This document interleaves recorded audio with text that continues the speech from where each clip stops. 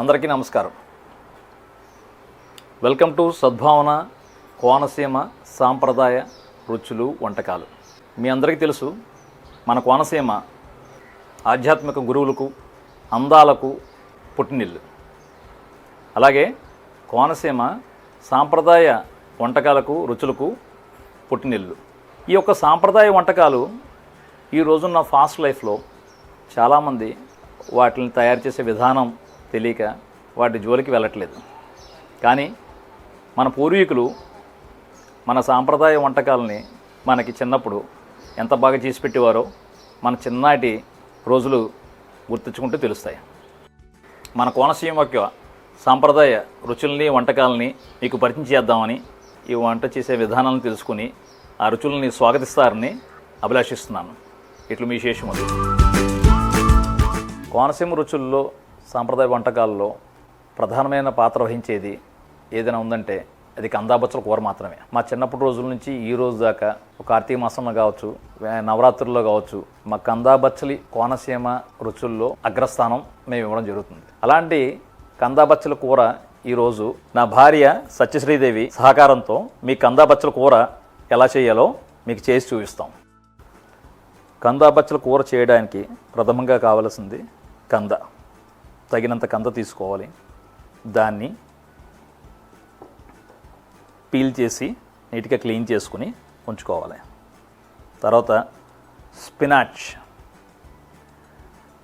దీన్ని Chinese spinach or Malabar spinach అంటారు. లేతగా ఉన్న స్పినాచ్ తగినంత తీసుకోవాలి. అలాగే కర్రీ లీవ్స్, కరివేపాకు తగినంత, ఆవాలు, టర్మరిక్ పసుపు, జింజర్ అల్లం తగినంత అల్లం, టామరిండ్ జ్యూస్ చింతపండు రసం, మినప్పప్పు, వేరుశనగ గుళ్ళు గ్రౌండ్నట్స్, శనగపప్పు, పచ్చిమిర్చి.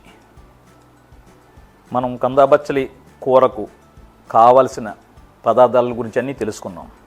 ఇప్పుడు మొదటగా కందని తీసుకుని, ఈ కందనే ఎలిఫెంట్ యామ్ అని కూడా అంటారు, స్లైసెస్ని కట్ చేసుకోవాలి. చిన్న స్లైసెస్ని కట్ చేసుకుంటే మంచిది.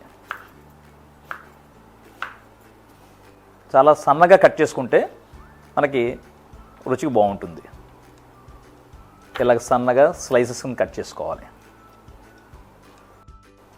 తరువాత మల్బార్ స్పినాచ్ అంటే బచ్చలిని చాలా స్లైసెస్ చాలా సన్నగా తరుక్కుని, ఎంత సన్నగా తరుక్కుంటే అంత రుచికి బాగుంటుంది అన్నమాట. ఈ విధంగా సన్నగా తరుక్కుని మనం ఒక బౌల్లో పెట్టుకోవాలి. తగినంత పచ్చిమిర్చి తీసుకుని సన్నగా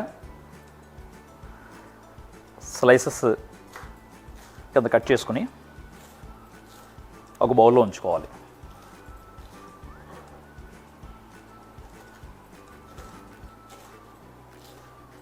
సన్నగా తరుక్కుంటే పచ్చిమిర్చి మనం తినడానికి కూడా బాగుంటుంది. ఇప్పుడు తగినంత జింజర్ అల్లం తీసుకుని స్మాల్ స్లైసెస్ కింద కట్ చేసుకోవాలి.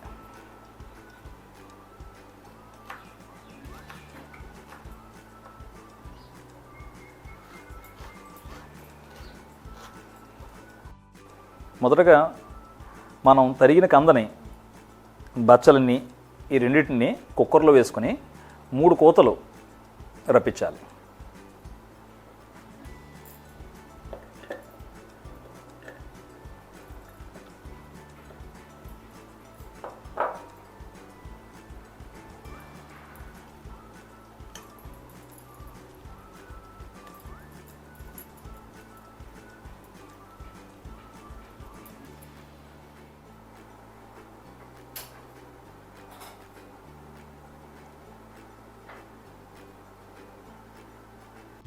ఆ కుక్కర్ పైన మూత లిడ్ పెట్టినట్టు అక్కడి నుంచి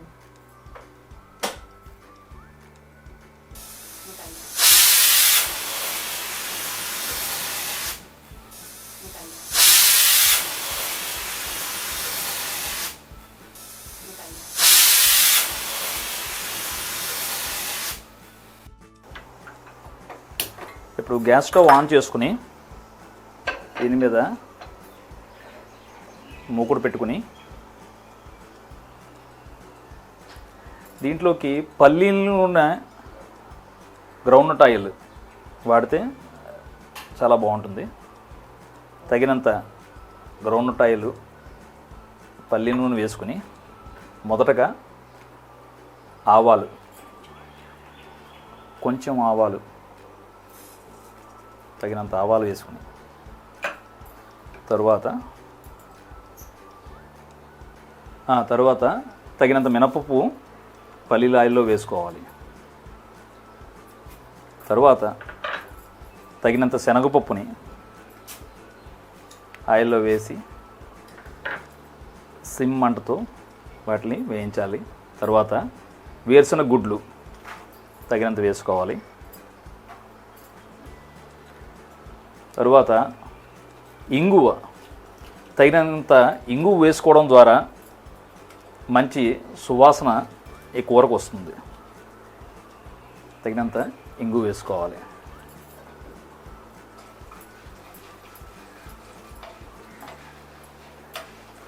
అప్పుడు వీటిని బాగా వేగనిచ్చి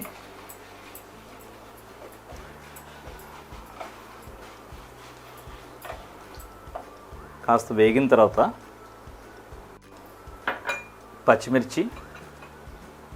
కొంత పచ్చిమిర్చి,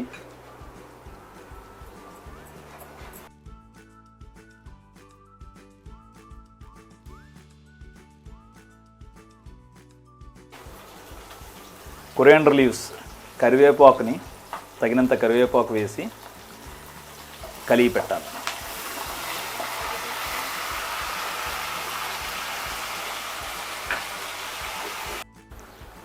అల్లం మిశ్రమాన్ని ముకుళ్ళు వేసి ఈ పదార్థాలన్నీ బాగా వేగేదాకా కలిగి పెట్టాలి. ఇప్పుడు కుక్కర్ మూతని తీసి ఇప్పుడు కందాబచ్చలి బాగా ఉడికింది. ఈ మిశ్రమాన్ని మనం బాగా స్మాష్ చేయాలి. స్మాష్ చేయడం ఏమంటారు? రుబ్బాలా? మెత్తగా రుబ్బాలి. కందాబచ్చల మిశ్రమాన్ని, ఉడకబెట్టిన మిశ్రమాన్ని బాగా స్మాష్ అయ్యేలాగా బాగా ఈ ఒక ఇన్స్ట్రుమెంట్తో మనం బాగా రుబ్బాలి.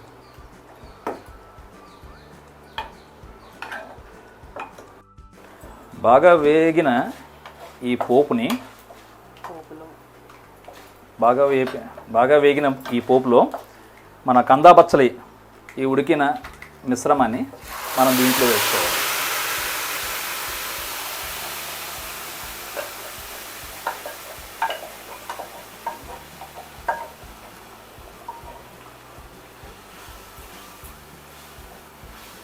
దాన్ని బాగా ఈ మిశ్రమాన్ని పోపులో వేసి బాగా కలిగి పెట్టాలి.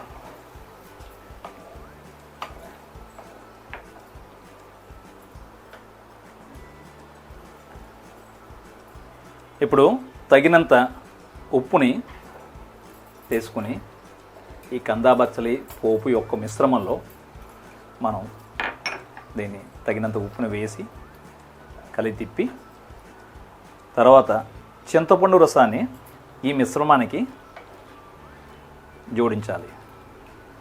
తగినంత చింతపండు మిశ్రమాన్ని ఈ యొక్క కందాబచ్చలి పోపు యొక్క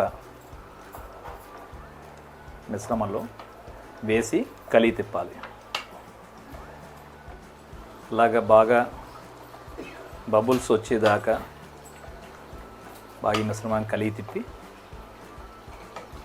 కాసేపు ఉడకనివ్వాలి.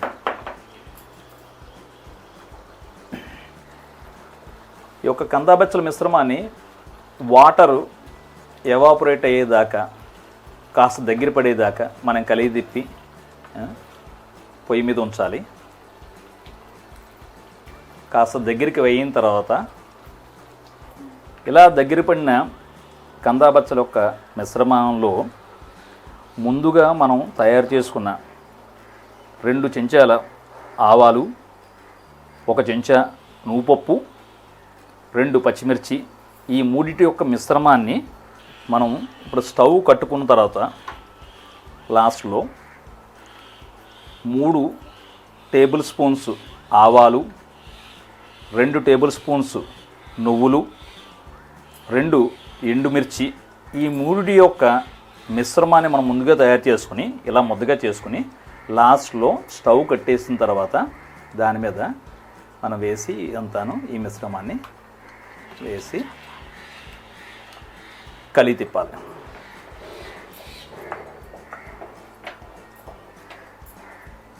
ఇప్పుడు మనం కోరుకున్న కందాబచ్చలి రెడీ.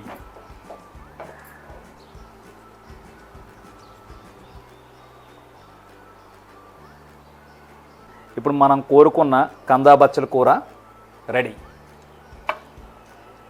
చివరగా కందాబచ్చల కూర పైన గార్నిష్ కింద మనం ఇందాక కలిగి పెట్టిన పోపు పైన అలా వేసుకుని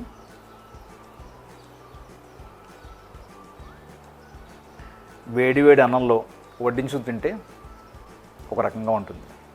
ఆ రుచి మధురం. ఇప్పుడు మన సాంప్రదాయ వంటకాలలో, కోనసీమ సాంప్రదాయ వంటకాలలో రారాజు అయిన కందాబచ్చల కూర రెడీ. దీన్ని ఇప్పుడు మనం తయారు చేసిన కందాబచ్చల కూరని మనం టేస్ట్ చేద్దాం. Suhas, taste it.